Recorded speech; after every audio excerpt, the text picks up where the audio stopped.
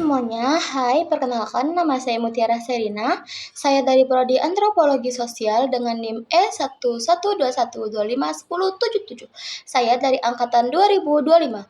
Tujuan saya membuat video ini adalah untuk memenuhi Baik, nomor yang pertama adalah saat ini banyak mahasiswa lebih memilih mencari informasi cepat melalui media sosial atau AI dibanding membaca buku, jurnal, maupun sumber akademik secara mendalam. Menurut Anda, bagaimana kondisi tersebut mempengaruhi kualitas berpikir kritis dan kemampuan akademik seseorang? Analisis menggunakan perspektif budaya digital. Jadi di video ini saya akan menjelaskan dari nomor soal yang pertama, saya akan menggunakan penjelasan dari perspektif budaya digital.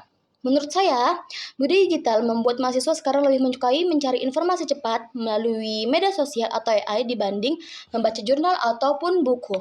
Karena secara simpel, emang hal itu tuh sangat membantu karena informasi itu yang kita dapatkan jadi lebih mudah didapat dan lebih praktis. Tapi, ada tapinya nih, selalu bergantung dengan informasi instan, kemampuan berpikir kritis juga bisa menurun. Mahasiswa jadi terbiasa menerima jawaban secara cepat tanpa benar-benar memahami apa isi dari sumber informasinya. Akibatnya, kemampuan menganalisis sampai membaca pun, bahkan memahami teori juga bisa ikut berkurang. Dalam budaya digital, AI dan media sosial sebenarnya bisa membantu proses belajar, tetapi tetap harus digunakan secara bijak. Jadi, kita tuh balik lagi ke kitanya, kita tuh harus secara bijak bisa menggunakan AI. Kita tuh harus benar-benar bijak, jadi tuh kita harus baca dulu, jangan kita langsung. Jadi, kita tuh nggak secara instan langsung kayak mengplak ketelipak aja, tapi kita tuh harus tetap dibaca juga. Nah, mahasiswa tetap perlu membaca sumber akademik agar kemampuan berpikir kritis dan kualitas akademiknya tetap berkembang. Soal yang nomor 2, dalam beberapa penelitian ditemukan bahwa banyak penulis hanya mengutip teori tanpa benar-benar memahami konteks teori tersebut dalam penelitian. Menurut Anda, mengapa pemahaman literatur sangat penting dalam sebuah penelitian ilmiah? Analisis menggunakan contoh kasus penelitian. Jadi, di soal nomor 2 ini saya menggunakan contoh kasus penelitian. Menurut saya, pemahaman literatur sangat penting dalam penelitian ilmiah karena teori bukan hanya untuk dikutip, tetapi juga harus dipahami supaya sesuai dengan topik penelitian. Kalau peneliti tidak memahami teori yang digunakan, hasil penelitiannya bisa kurang tepat dan pembahasannya jadi tidak nyambung. Contohnya, ada mahasiswa yang meneliti tentang pengaruh media sosial terhadap perilaku remaja, lalu menggunakan teori budaya digital. Tetapi, karena hanya menyalin teori dari internet tanpa memahami isinya, teori tersebut tidak dijelaskan sesuai dengan masalah penelitian. Akibatnya, pembahasan jadi terlalu umum dan tidak mendukung hasil penelitian. Menurut saya, memahami literatur membantu peneliti mengetahui konsep dan tujuan dan hubungan teori dengan penelitian yang dilakukan. Jadi, penelitian itu enggak cuma sekadar mengutip pendapat ahli, tetapi juga kita tuh sebagai penelitinya harus bisa menganalisis lebih lanjut, lebih jelas dan secara lebih mendalam lagi. Jadi enggak langsung harus hanya mengutip aja, tapi kita harus memahami teorinya juga. Jadi karena biar teori sama isinya tuh nggak jauh berbeda, tetap nyambung gitu. Soal yang nomor 3, saat ini akses jurnal dan informasi ilmiah semakin mudah diperoleh melalui internet, namun di sisi lain banyak informasi yang tidak valid juga tersebar luas. Menurut Anda, bagaimana cara membedakan sumber akademik yang kredibel dengan sumber yang tidak dapat dipertanggungjawabkan? Kaitkan jawaban kalian dengan konsep etika akademik. Jadi di video yang nomor 3 ini saya akan menggunakan konsep etika akademik. Jadi menurut saya cara membedakan sumber akademik yang kredibel dengan yang tidak dapat dipertanggungjawabkan adalah dengan melihat asal sumber, penulisnya, dan juga isi informasinya. Sumber akademik yang kredibel biasanya berasal dari jurnal ilmiah, buku, atau website resmi pendidikan yang memiliki penulis dan referensi yang jelas. Sedangkan informasi yang tidak valid atau yang tidak bisa dipertanggungjawabkan biasanya tidak mencantumkan sumber yang jelas dan isinya hanya berdasarkan opini pribadi. Dalam etika akademik, mahasiswa harus jujur dan teliti dalam menggunakan sumber informasi. Kenapa? Kita itu nggak boleh langsung percaya atau menyebarkan informasi tanpa mengecek kebenarannya terlebih dahulu. Misalnya, saat mencari referensi untuk tugas kuliah, mahasiswa sebaiknya menggunakan jurnal ataupun Google Scholar, yang lebih umumnya itu Google Scholar kan untuk mahasiswa, dibandingkan hanya mengambil informasi dari media sosial atau blog yang belum tentu benar. Jadi, menurut saya, Etika akademik itu penting agar penelitian atau tugas yang dibuat tetap memiliki data yang valid dan benar. Jadi kita tetap harus dalam mengerjakan tugas, mau apapun itu, kita harus tetap menggunakan yang namanya etika akademik.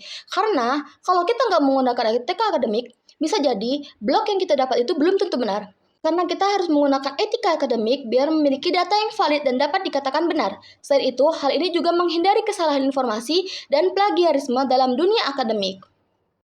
Lanjut yang ke nomor 4, dalam penelitian sosial sering ditemukan penelitian yang topiknya hampir sama dengan penelitian sebelumnya. Menurut Anda, bagaimana cara seorang peneliti menemukan kebaruan atau novelty dalam penelitian melalui studi literatur? Analisis menggunakan perspektif perkembangan ilmu pengetahuan. Jadi, di nomor yang keempat ini, saya akan menggunakan perspektif perkembangan ilmu pengetahuan. Menurut saya, walaupun banyak sekali penelitian yang topiknya mirip, seorang peneliti tetap bisa menemukan kebaruan atau novelty melalui studi literatur. Kenapa? Menurut saya, walaupun banyak penelitian yang topiknya mirip, seorang peneliti tetap bisa menemukan kebaruan atau novelty melalui studi literatur. Bagaimana caranya? Caranya itu yaitu dengan membaca dan membandingkan penelitian-penelitian sebelumnya untuk melihat bagian mana yang belum dibahas secara mendalam.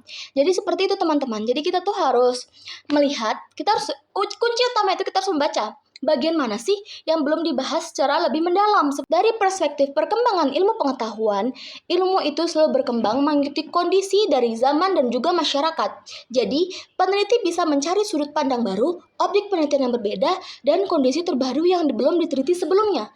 Jadi, kunci utamanya adalah membaca dan kita melihat bagian mana sih yang belum diteliti secara lebih mendalam. Nah, itu kuncinya untuk kita menjadi membesarkan objek penelitian ini. Seperti itu teman-teman. Lanjutkan yang ke nomor 5. Masuk yang ke nomor 5.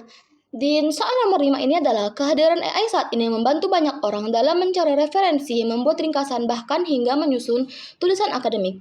Menurut Anda, apakah penggunaan AI dalam dunia akademik lebih banyak membantu proses belajar atau justru membuat kemampuan berpikir kritis menurun? Analisis menggunakan perspektif teknologi pendidikan. Jadi, di video nomor 5 ini saya menggunakan perspektif teknologi pendidikan. Menurut saya, penggunaan AI dalam dunia akademik lebih banyak membantu proses belajar jika digunakan secara benar. Dalam tanda kurung digunakan secara benar. Dalam perspektif teknologi pendidikan, AI mempermudah mahasiswa mencari informasi, membuat ringkasan, dan memahami materi dengan lebih cepat. Proses belajar menjadi lebih efisien dan praktis. Namun, ada namunnya nih. Penggunaan AI juga bisa membuat kemampuan berpikir kritis menurun kalau mahasiswa terlalu bergantung dan langsung menyalin tanpa melihat atau membaca jawaban tanpa memahami isinya. Nah, akibatnya mahasiswa jadi kurang terbiasa menganalisis, membaca, atau mengembangkan pendapat sendiri. Nah, menurut saya, AI sebaiknya dijadikan alat bantu. Jadi, fungsinya AI itu sebagai alat bantu, bukan yang menggantikan otak kita.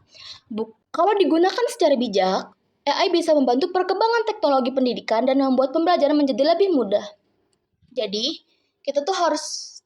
dari semua yang saya jelaskan, kita harus lebih bijak dalam menggunakan AI, teman-teman. Jangan langsung percaya, tapi kita harus membaca juga. Jadi kurang dan lebihnya saya mohon maaf sekali. Wassalamualaikum warahmatullahi wabarakatuh. Bye-bye.